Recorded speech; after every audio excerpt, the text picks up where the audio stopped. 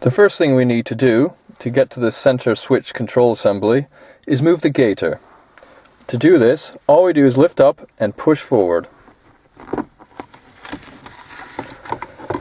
This will now expose the clip that we need to push in to lift out the switch control. This console has a switch right behind it. You need to push in and then push the whole unit up.